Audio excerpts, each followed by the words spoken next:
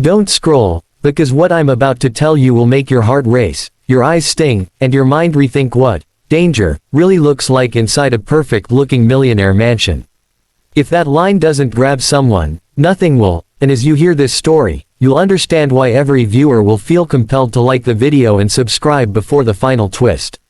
It all began inside the breathtaking, marble-floored home of Ethan Marlowe, a quiet young millionaire known for his charm, discipline, and devotion to his only child, 8-year-old Lily. His house, shimmering with chandeliers and filled with expensive art pieces, looked like the safest place in the world. People often said it felt like a dream. But dreams have shadows, and in this house, the shadow lived under a little girl's bed. Lily had always been fragile.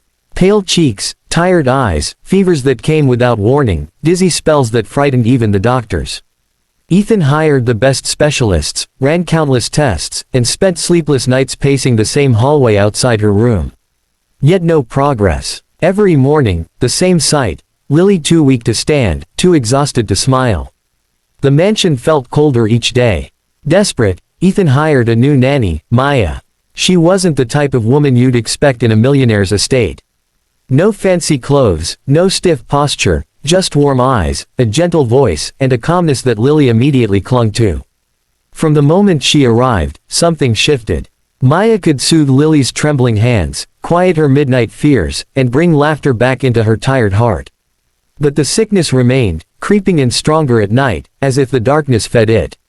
One night, while Ethan was working late in his study, Maya sensed something strange. Lily had just fallen asleep after another coughing fit when she whispered, almost too softly to hear, "Maya, don't leave me. The breathing comes back when you go." A chill crawled up Maya's spine. "What breathing, sweetheart?" Lily pointed weakly toward the floor, her eyes heavy with fear. "From down there, under my bed." Maya told herself children had active imaginations, especially when sick. Still, the terror in Lily's voice wouldn't leave her mind. She decided to stay in the room after Lily slept. Hours passed. The only sounds were the soft tick of the clock and the faint rustle of curtains. Maya tried to relax, almost convincing herself it was nothing, until she heard it. A slow, deep inhale. Then an exhale, coming from the floor. Her heart slammed inside her chest. She leaned forward slightly, gripping the armchair. The breathing wasn't Lily's. It wasn't hers. And it wasn't the wind either. It was real, heavy, human. She froze, listening, holding her breath to separate her own sound from the one under the bed. Another inhale, closer this time. Maya's body turned cold. She wanted to run, scream, call Ethan, but Lily was right there, sleeping inches above whatever was beneath her. One wrong move could wake Lily, or worse, alert whatever was underneath. Maya prayed silently and tiptoed out of the room, barely daring to blink. Once in the hallway, she nearly collapsed. The next morning, Ethan found Maya in the kitchen, pale and trembling as she brewed tea she never drank. When she told him what she heard, he immediately dismissed it. Stress, exhaustion, imagination, he rationalized everything. Millionaire mansions didn't have monsters under beds. And if Maya insisted there was breathing, it had to be a ventilation issue.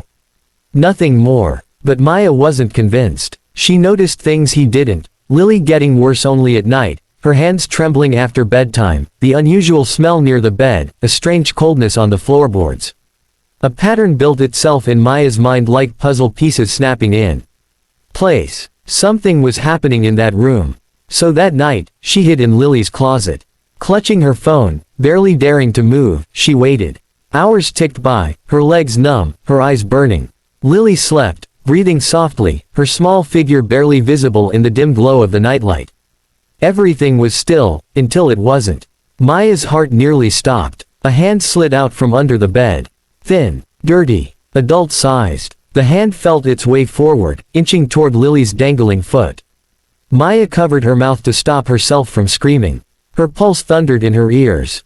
She watched as a dark, shadowy figure slowly crawled out. One elbow, then another, then a head with greasy hair and sunken eyes that scanned the room like a hungry predator.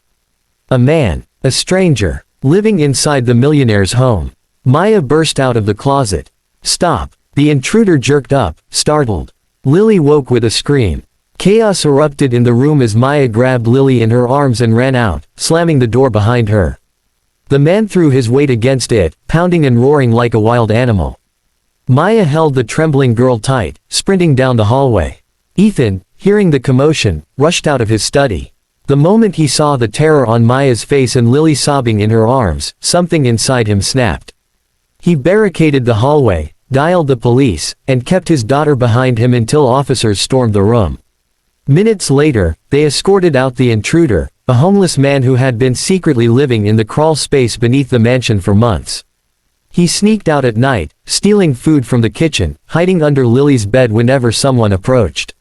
The breathing Lily heard wasn't imagination, it was real.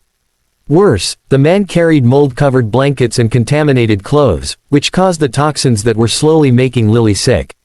Ethan felt his heart shatter with guilt. He had spent millions on specialists but never imagined the danger was inside his own home. Watching Maya hold his daughter protectively, he realized she had saved Lily's life in a way no doctor ever could. From that day, Lily recovered faster than anyone expected. The dark circles faded, her smile returned, her laughter filled the mansion again. And the house, once cold and haunted, felt warm for the first time. Ethan hired additional security, installed new surveillance, and made sure no corner of the mansion ever remained unchecked.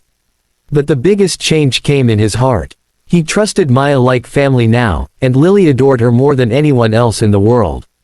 The story of the millionaire, his fragile daughter, and the nanny who dared to look under the bed became a reminder for everyone watching. Sometimes the real danger isn't outside in the world, it's in the places we think are safest. And true courage doesn't always roar, sometimes it whispers, check again.